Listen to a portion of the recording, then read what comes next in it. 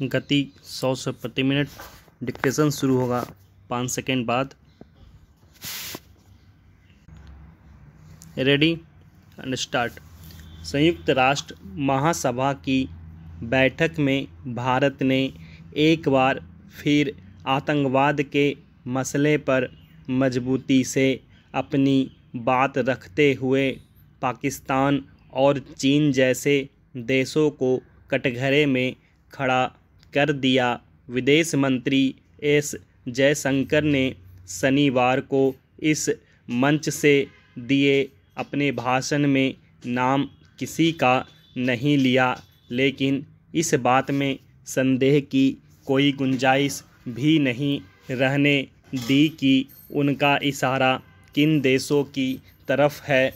उन्होंने कहा कि जो यूएनएससी 1267 प्रतिबंध व्यवस्था के तहत घोषित आतंकवादी का बचाव करने की हद तक राजनीतिकरण करते हैं, वे खुद को भी खतरे में डाल रहे हैं। वे न तो अपने हितों की रक्षा कर रहे हैं और न ही अपनी साख की। जाहिर है उनका इशारा पाकिस्तान और चीन की ओर था, जो भारत और उसके मित्र देशों की ओर से पाकिस्तान में छिपे कुख्यात आतंकवादियों को सुरक्षा परिषद की 1267 प्रतिबंध व्यवस्था के तहत काली सूची में डालने के प्रयासों में लगातार बाधा डाल रहे हैं। इससे पहले पाकिस्तानी प्रधानमंत्री शहबाज शरीफ के संयुक्त राष्ट्र महासभा में दिए गए भाषण का भी भारत ने करारा जवाब दिया। शरीफ ने अपने भाषण में खुद को दोष मुक्त करते हुए भारत पर आरोप मढ़ने की कोशिश की थी। उन्होंने कहा था कि पाकिस्तान तो भारत के साथ शांतिपूर्ण संबंध बनाना चाहता है, लेकिन इस क्षेत्र में अस्थायी शांति और अस्थिरता तभी कायम हो सकती है जब कश्मीर का विवाद हल हो जाए। इसके साथ ही उन्होंने इस्लामोफोबिया को लेकर भी भारत पर आरोप लगाए।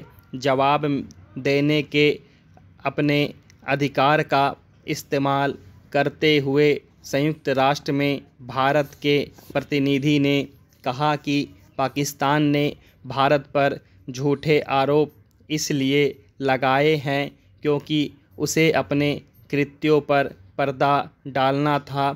जो देश पड़ोसियों से शांति चाहता है वह सीमा पार आतंकवाद को बढ़ावा नहीं देता और न ही मुंबई आतंकी हमले के साजिशकर्ताओं को शरण और संरक्षण देता है।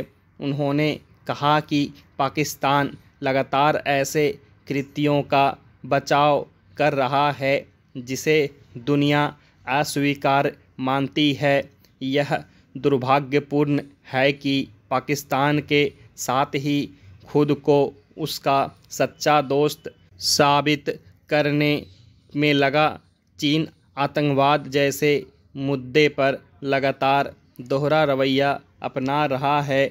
विदेश मंत्री जयशंकर ने ठीक कहा कि आप चाहे जैसी भी चिकनी चुपड़ी बातें कर ले, आपके शब्द खून के धब्बों को छिपा नहीं सकते। सबको समझना होगा कि आतंकवाद की समस्या सिर्फ बातों से हल नहीं होगी। यह पूरी इंसानियत के सामने एक चुनौती है जो हर देश और समाज के लिए खतरा बना हुआ है।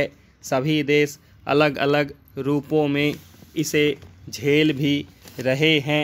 ऐसे में छोटे मोटे तात्कालिक फ़ायदों के लिए कोई न कोई बहाना बनाकर इसका बचाव करना आतंकवाद विरोधी लड़ाई को कमज़ोर करना है।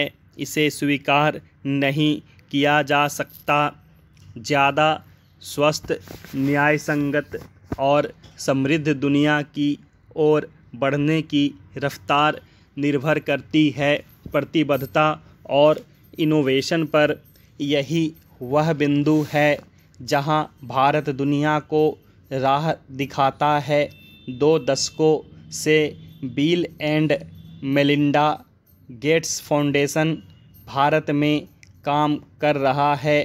हम यह देखकर लगातार हैरान होते रहे हैं कि यहाँ के लोग कितनी गहराई से अपनी चुनौतियों को समझते हैं और कितनी कुशलता से उन्हें हल करने के देसी उपाय खोज निकालते हैं। इस महीने की शुरुआत में हमारे फाउंडेशन ने सस्टेनेबल डेवलपमेंट गोल्स (SDG) की दिशा में हुई प्रगति पर एक रिपोर्ट जारी की। ये लक्ष्य गरीबी और भूखमरी मिटाना, आर्थिक विकास, साफ पानी और शौचालय तक सबकी पहुंच सुनिश्चित करना और अन्य 2030 तक हासिल करने का निश्चय 7 साल पहले संयुक्त राष्ट्र में सभी सदस्य राष्ट्रों ने किया था।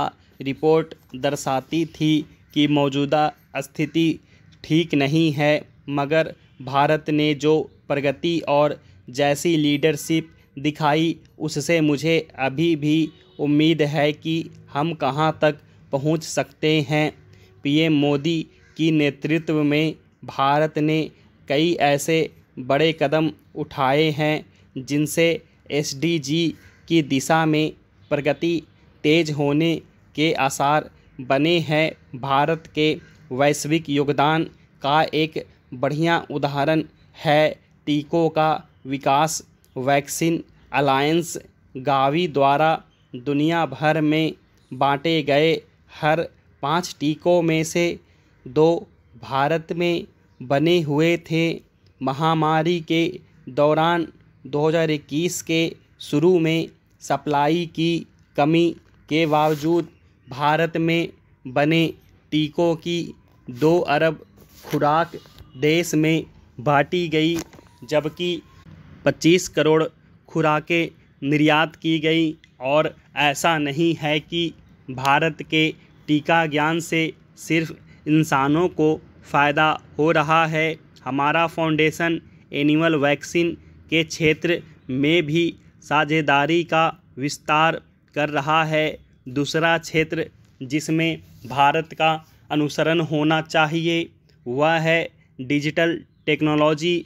इसमें प्रगति से दुनिया को कई चुनौतियों से निपटने में मदद मिल सकती है, चाहे वह महामारी से उबरने की बात हो या गरीबी उन्मूलन की या फिर आवश्यक दवाओं तक लोगों की पहुंच सुनिश्चित करने की।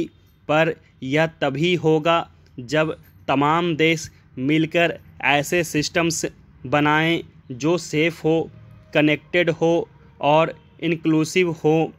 इस लिहाज से भारत का फाइनेंशियल इंक्लूजन का डिजिटल सिस्टम पूरी दुनिया के लिए मॉडल हो सकता है। प्रधानमंत्री जन धन योजना ने बैंकिंग और फाइनेंशियल सर्विसेज तक खासकर महिलाओं की पहुंच ज़बरदस्त ढंग से बढ़ा दी, जिनका अक्सर अपने ही पैसों पर कोई वश नहीं रहता। खोले गए कुल 45 करोड़ खातों में से आधे से ज़्यादा महिलाओं के हैं। यूनिफाइड पेमेंट्स इंटरफेस ने हर महीने जो ट्रांजैक्शन संभव बनाया है 6 अरब से ज़्यादा, वह आश्चर्यजनक है। यही नहीं, आधार आइडेंटिफिकेशन सिस्टम और डिजिटल पेमेंट्स की बदौलत महामारी के दौरान 30 करोड़ से ज़्यादा लोगों तक डिजिटली राहत राशि पहुंचाई जा सकी। भारत में महामारी के दौरान ज़रूरतमंद हिस्से तक मदद पहुंचाने का एक और उदाहरण है गलियों में फेरी लगाने वालों को सस्ता, बिना कुछ गिरवी रखे वर्किंग कैपिटल लोन मुहैया कराना। पीएम स्वनिधि कार्यक्रम ने फेरी वालों को इस तरह बैंकिंग सिस्टम से जोड़ा जिससे उन्हें डिजिटल ट्रांजैक्शन करने और अपनी क्रेडिट हिस्ट्री बनाने का मौका मिला। 30 लाख से ज़्यादा स्ट्रीट वेंडर इससे लाभान्वित हुए, जिनमें 41% महिलाएं थीं। स्टॉप।